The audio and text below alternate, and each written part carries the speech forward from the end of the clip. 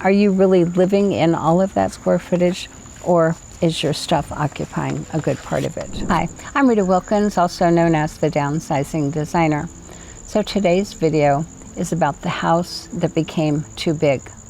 And many baby boomers are holding on for dear life and paying rather substantially for that square footage for the larger house that they may or may not need at this stage of the game. So I've created a 12-step guide for baby boomers to learn to let go, not just of the house, but also of a lot of the clutter inside. So the first step is to face the truth about your space. Maybe the house is too big. Many of us, the house that we're in today, once alive with noise, the kids running back and forth between all the rooms, a lot of chaos. It was also the right size then, because that fit that chapter of our lives. But fast forward, our kids are grown, they're no longer living at home, they have families of their own, and the rooms are empty. And they may only be using, you might be using only 1/3 of the house, but you're still paying for it dearly. The second step is adding up the real cost. In order for any change to take place, awareness is one of the first things that we have to do. So here's a quick exercise. Walk through your home with brand new eyes and notice which rooms are you using daily, which rooms are you rarely using, and the third one is which rooms are simply used as storage units in your home. So clutter is expensive no matter how you look at it. That oversized house that once filled for family dinners and for birthday parties and holidays can now feel rather cavernous with that unused space that silently drains your finances. You might still be heating and cooling and ensuring and maintaining that house that is probably too big for this stage of your life. So maybe it's time to consider that as our lives evolve, our house size might evolve as well. A new chapter doesn't require the same amount of square footage that it once did. So ask yourself, am I paying for space to live in or space that will fit all of my stuff? The third step is to reframe what letting go really means. So letting go is not losing part of yourself. It's about gaining back your freedom and also your peace and breathing room to create a new life ahead of you. So imagine walking into your home while everything in there is something that you love and that you use. No overwhelm, no guilt, just peace. If you're trying to let go of things, just try this. It's a playful mantra about choose us over stuff. The fourth step is to start with easy wins. You don't need to start with your wedding dress or your grandmother's fine china. Just start small. Maybe it's expired pantry items, broken lawn equipment, or outdated electronics.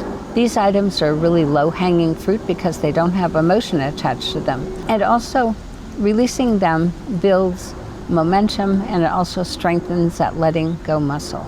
Each bag that you donate, each box that you recycle, is a quick win that moves you forward. Think of it as training for a decluttering marathon.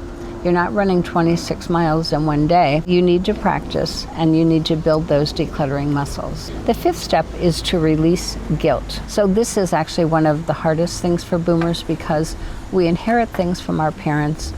We keep things for our kids that we don't want necessarily, but we hold on to it. And we also keep things from our kids that we really do want. So and then we also hang on to those gifts that we've been given that we just don't love, and they're just taking up space, and we're keeping them out of obligation. But here's the truth. Love doesn't live in those objects. It lives in our memories, in our relationships, and holding on to every single dish, every figurine, every, rocking chair, just in case, doesn't honor the loved ones. It actually buries you underneath all of that history. When you are letting go of sentimental items, before you do, try this. So honor it, thank it, take a photo of it, write a little story about it, why it meant so much to you. That way, you're keeping that memory without paying rent for it. The next step is to revisit generational beliefs. So we grew up in an era where it was save it because you might need it someday. That belief made sense in the 50s and 60s, but today they just keep us trapped in our clutter. This is a generational challenge for all of us that doesn't serve us now. The world has changed. We have access to just about anything we need with a click of a button. And the question is no longer, what if I need it, but what is it costing me to keep it? So it may be time to rewrite the rules. Less stuff equals more freedom. Step number 7 is imagine the life that you want right now. So close your eyes for a minute and imagine that next chapter. What does it look like? More travel with your friends and with your spouse, more time outdoors, a simpler home with less maintenance, more time with your grandchildren. Whatever it is, open your eyes now and look around your current home and ask, does this stuff support that vision, or does it stand in my way? So your future doesn't live in a box in the attic. It actually lives in the choices that you make each day. And step number 8 is try the 15-minute declutter sprint. It's one of my favorites. You've heard me talk about it before. Decluttering doesn't have to be overwhelming, especially when you break it down into chunks. Set a timer for 15 minutes, pick one drawer, one closet, one shelf, one box. That's it. You'll be amazed at how much you can accomplish, and when the timer goes off, you're done.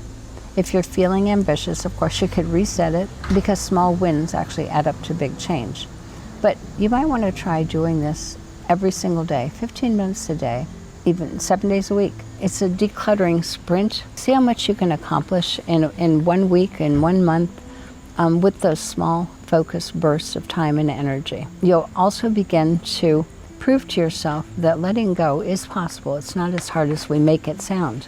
Step number 9 is make peace with someday clutter. So we all have those boxes that are labeled someday, just in case, and also miscellaneous. But let's be real, if we haven't used it in the last 10 years, chances are we're not going to need it. So the best gift that you can give yourself and your kids is freedom from the burden of someday. Donate it, recycle it, or bless it so someone else can use it that might really need it. And step number 10 is celebrate your progress and don't expect perfection.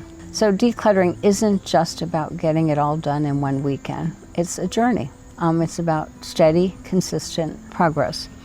As I mentioned before, decluttering 15 minutes each day beats decluttering, for 2 hours once a month.